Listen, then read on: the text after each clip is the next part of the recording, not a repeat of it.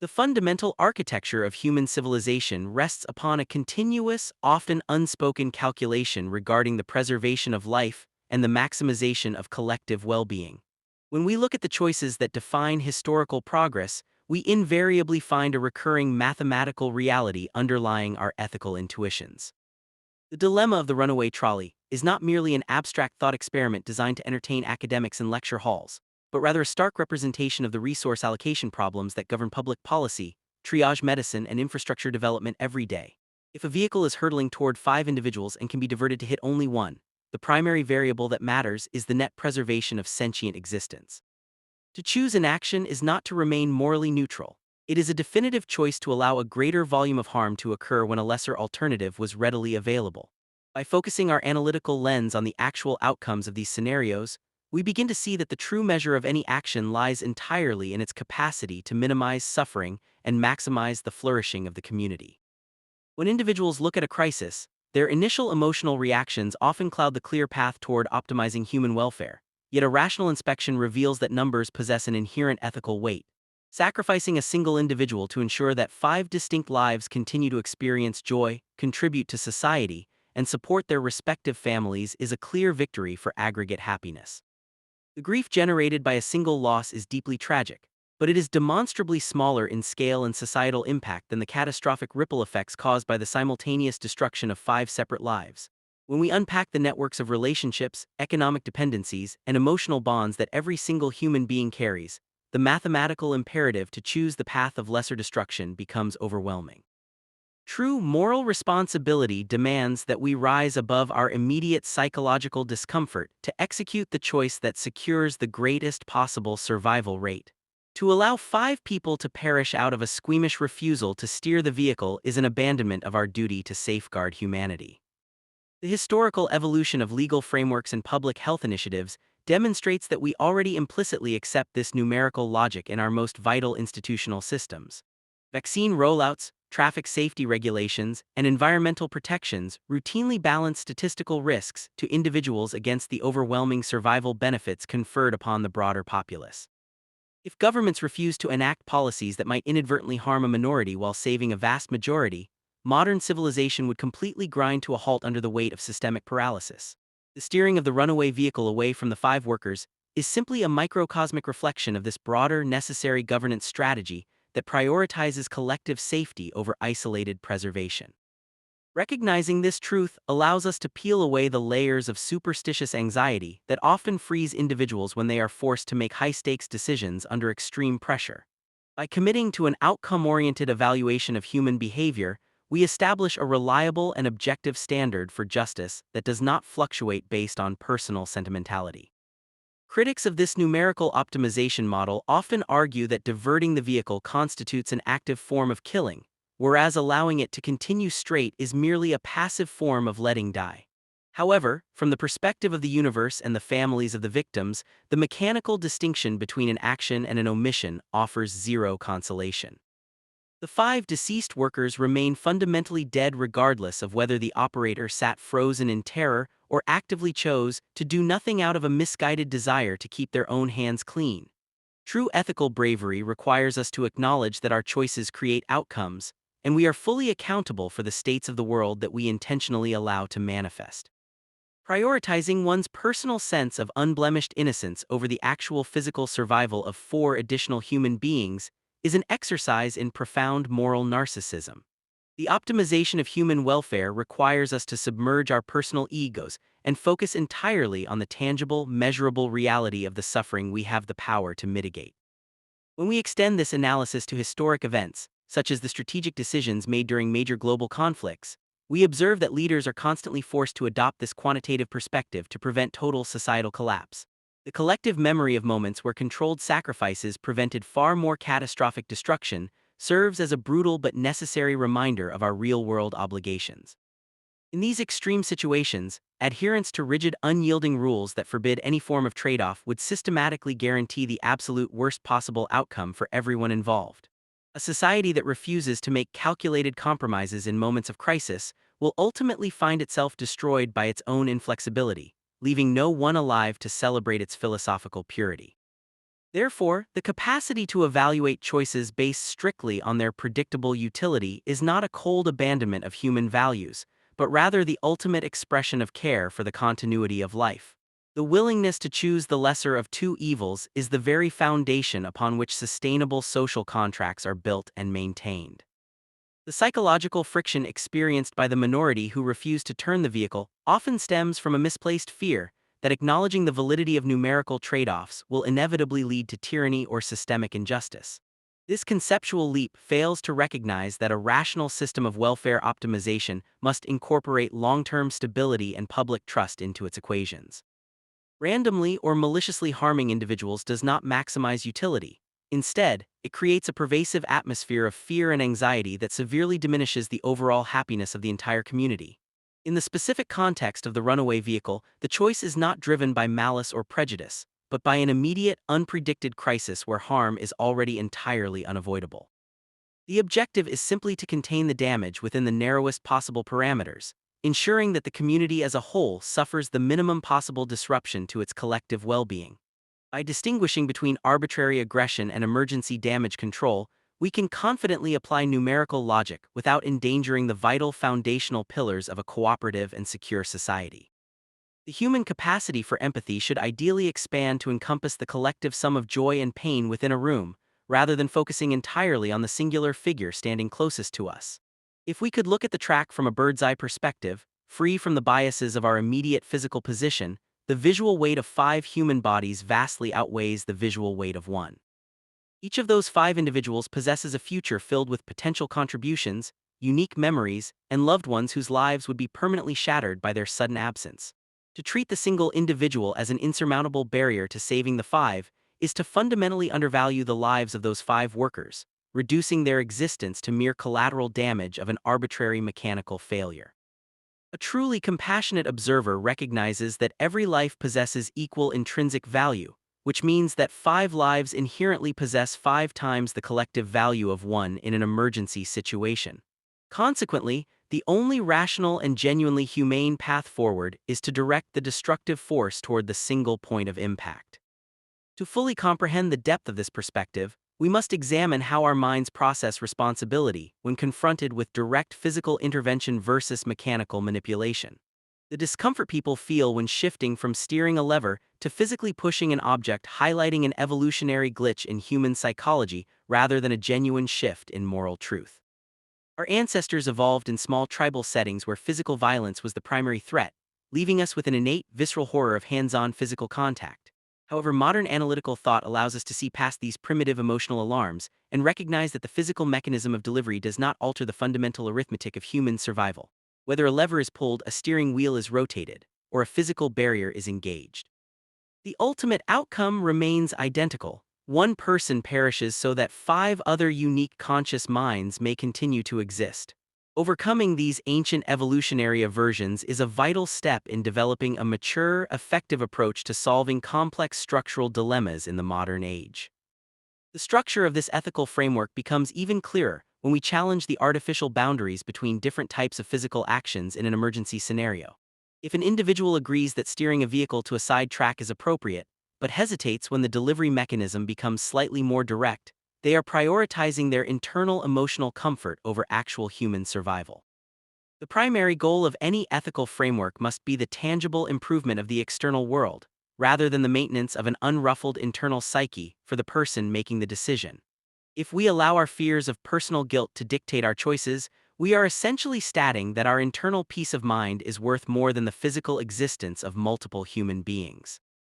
A robust, mature society requires individuals who are willing to bear the psychological burden of making difficult choices if it means preventing a significantly greater tragedy from occurring. The true measure of moral fortitude is the willingness to endure personal distress to achieve an outcome that yields the highest possible benefit for humanity. This perspective naturally extends to the institutional roles we occupy, where professionals are explicitly tasked with managing risks and maximizing outcomes for populations within their care. A trained conductor, a civil engineer, or a public safety coordinator must operate under a framework that prioritizes the minimization of total casualties above all else. If these professionals allowed themselves to be paralyzed by personal existential dilemmas in the middle of a crisis, the structural reliability of our public transport and safety systems would instantly crumble. The public places trust in these roles precisely because they expect a rational, predictable commitment to the preservation of life on a macro scale. When an individual steps into a position of operational control, they assume a duty to act as an objective agent of collective welfare, leaving personal hesitation behind. The expectation of the community is unambiguous. In moments of structural failure, the priority must always be to contain the loss of life to the absolute smallest number mathematically achievable. Part 2. The true test of an outcome-based framework occurs when we shift our focus from vehicular accidents to the controlled environment of a medical facility, where decisions can be made with greater deliberation.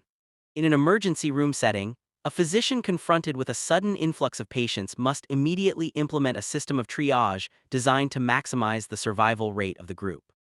If a doctor were to spend an entire day exhausting all available resources on a single, catastrophically injured patient while allowing 5 moderately injured people to perish, the community would rightly view this as a tragic misallocation of medical utility. The 5 individuals who could have been easily restored to health represent a far greater pool of future happiness, productivity, and familial support than a single individual whose survival is highly uncertain. Triage is not a cold abandonment of compassion. It is the highest and most practical application of compassion, ensuring that limited resources yield the maximum possible preservation of human life. The institutionalized acceptance of triage across global medical systems proves that when emotions are set aside, humanity consistently selects the path of maximized outcomes. The logic of maximizing survival becomes far more challenging to human intuition when the scenario involves harvesting organs from a healthy individual to save 5 dying patients. To understand why this scenario evokes immediate resistance, we must analyze it through the lens of long-term social utility and the maintenance of systemic security. If a society were to establish a precedent where healthy citizens could be dragged off the street at any moment for involuntary organ harvesting, the resulting widespread terror would completely destroy the fabric of civilization. No citizen would ever feel safe entering a hospital for a routine checkup, leading to a catastrophic collapse of public health as people avoided medical care entirely out of fear for their lives. The immense negative utility generated by a permanent state of societal paranoia, anxiety, and institutional distrust would vastly outweigh the immediate benefit of saving 5 specific individuals in a single instance. Therefore, a true calculation of long-term welfare forbids such arbitrary actions because they undermine the foundational security required for any community to thrive. When we evaluate these scenarios, we must always balance immediate short-term gains against the long-term structural consequences that our principles create within the wider population. The reason we intuitively differentiate between steering a runaway vehicle and harvesting a healthy patient's organs is rooted in the preservation of the social contract and public expectations of safety. In the vehicle scenario, the crisis is an isolated, unpredicted mechanical failure where all parties are already trapped within the zone of danger, meaning no long-term structural anxiety is created by choosing the lesser evil. In the hospital scenario, however, the introduction of an innocent bystander creates a systemic threat that breaks the implicit promise of safety that hospitals owe to the public. To optimize happiness, we must protect the rules and boundaries that allow people to live without constant fear of institutional betrayal, as security is a primary prerequisite for human flourishing. Thus, the rejection of organ harvesting is not a rejection of numerical optimization, but rather a sophisticated application of it that accounts for macro-level stability. The discourse surrounding these ethical dilemmas often gets trapped in a false binary between absolute rules and chaotic, unpredictable decision-making, ignoring the elegant middle ground provided by rule-based utility. This approach recognizes that while the ultimate goal is always the maximization of human welfare, this goal is best achieved by adhering to general rules that promote trust, predictability, and social harmony. Rules against arbitrary killing, theft, and institutional betrayal exist precisely because human history has demonstrated that societies honoring these boundaries are vastly happier and more productive than those that do not. When an exceptional crisis occurs, we must evaluate whether breaking a rule will yield a localized benefit at the expense of a massive, systemic erosion of public trust. By analyzing both the immediate physical outcomes and the broader psychological impacts on the community, we can make decisions that truly optimize the human experience without collapsing into structural chaos. The preservation of life and the preservation of vital social institutions are deeply intertwined goals that must be balanced through careful, long-term calculation. The psychological resistance to making difficult trade-offs can often be traced back to our innate desire for moral comfort, which frequently causes people to look for loopholes that avoid the core problem altogether.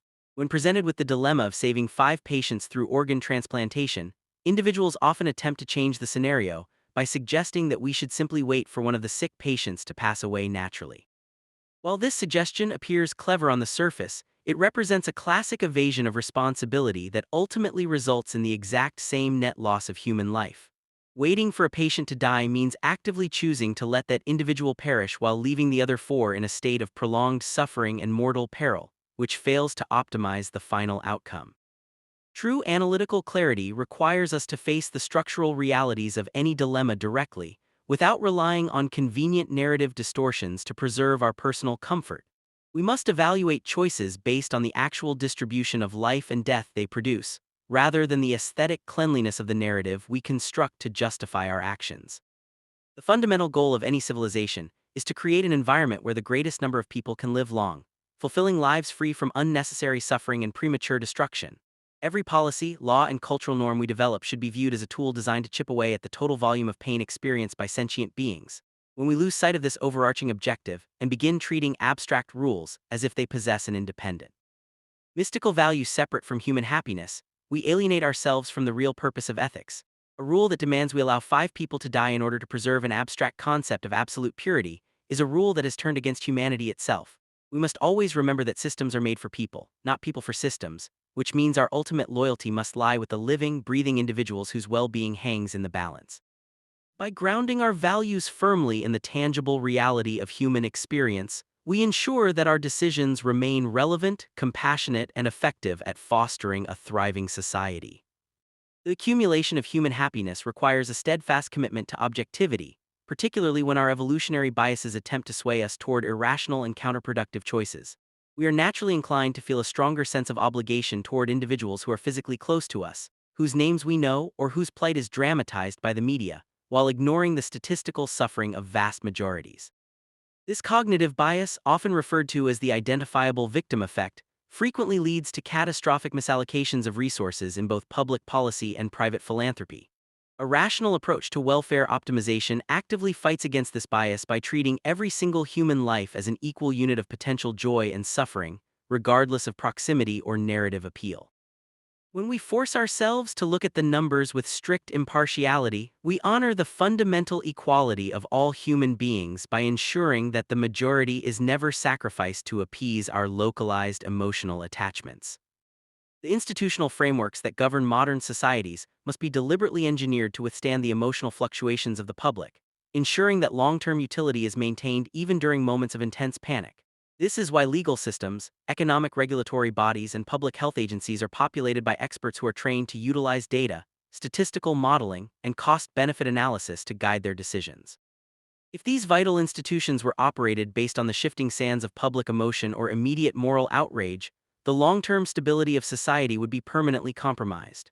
A nation's ability to prosper depends entirely on its capacity to implement consistent, rational policies that predictably maximize public safety, economic stability, and health outcomes over decades.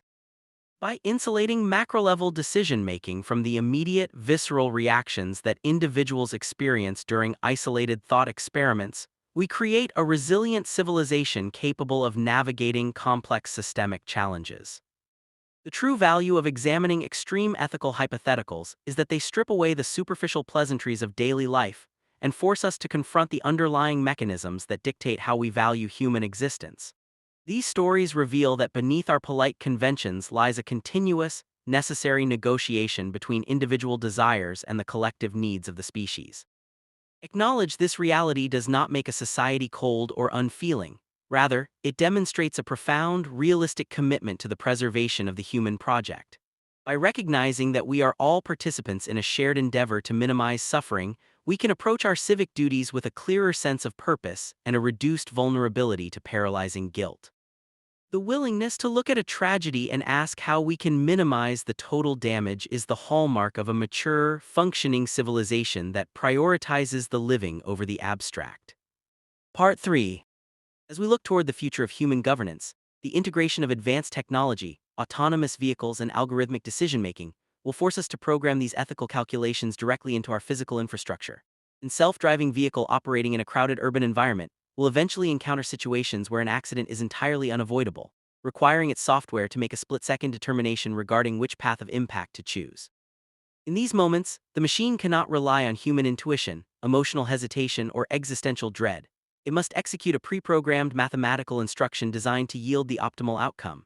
Programming a vehicle to prioritize the preservation of a larger group of pedestrians over a smaller group is the only rational and defensible choice for software engineers aiming to minimize traffic fatalities.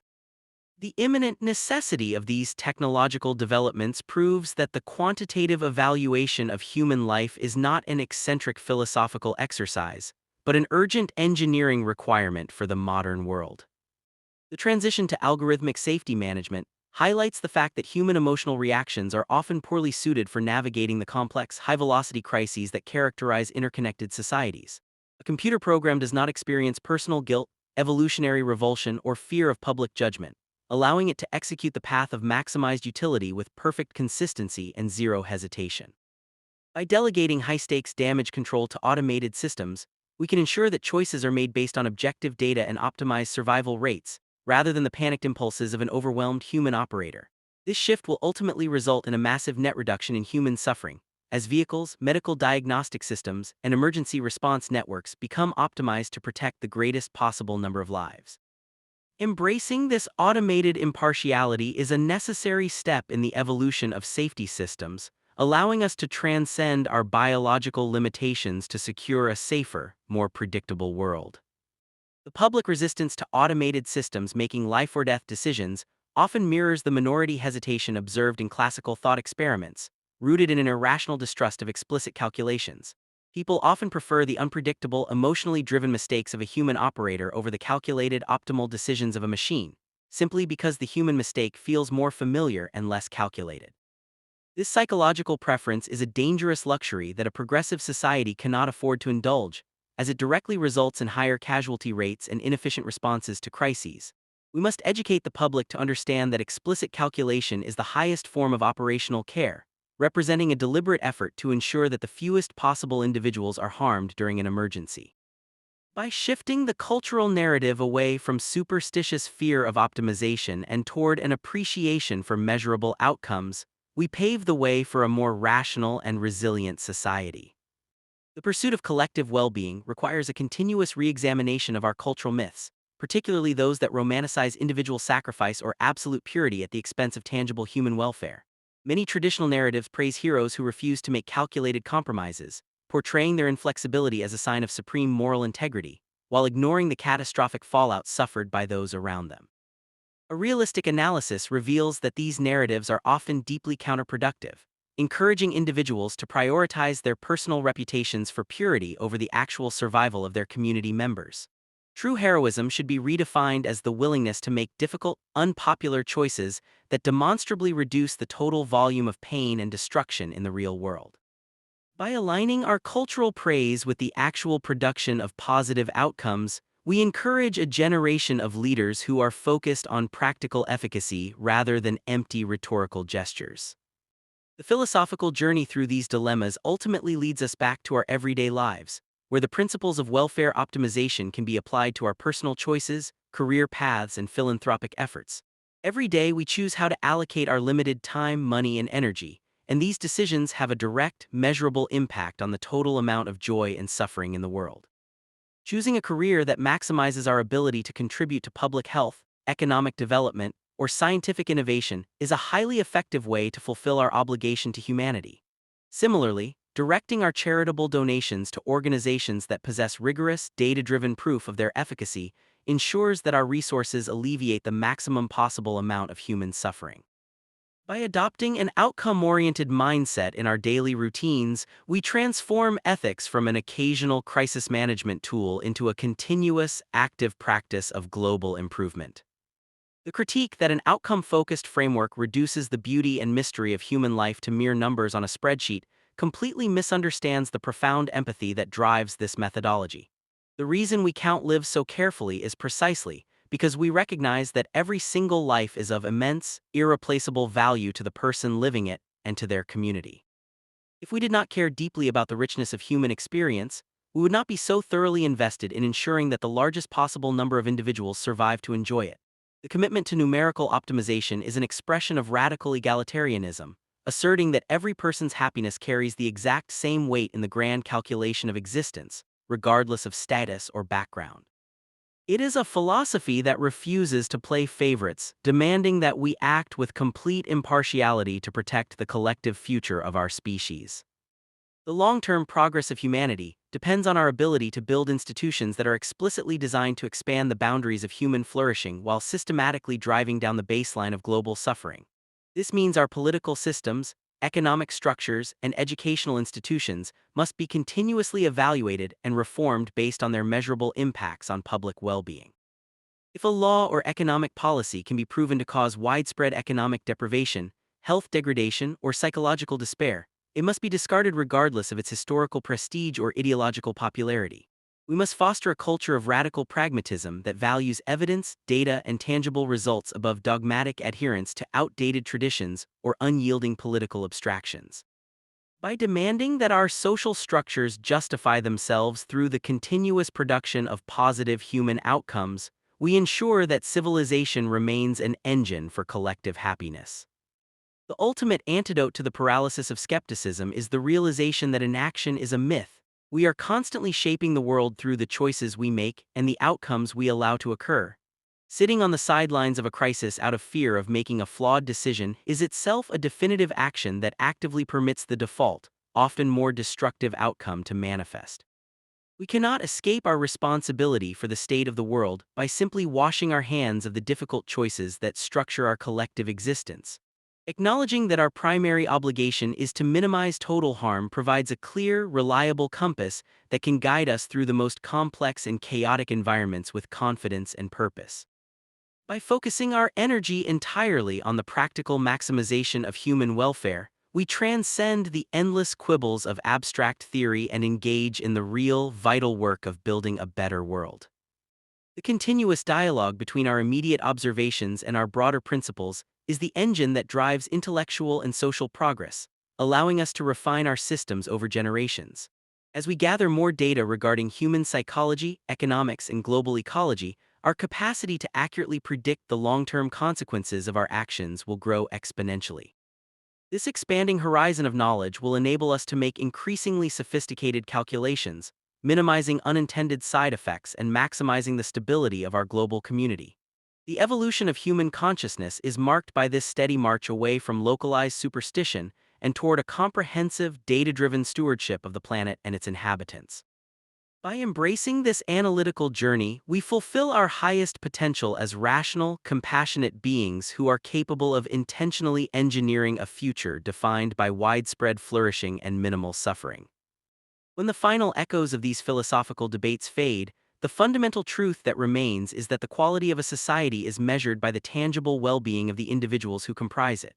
No abstract ideal, historical tradition, or political rhetoric can compensate for a system that allows preventable deaths, unnecessary suffering, and widespread misery to flourish unchecked.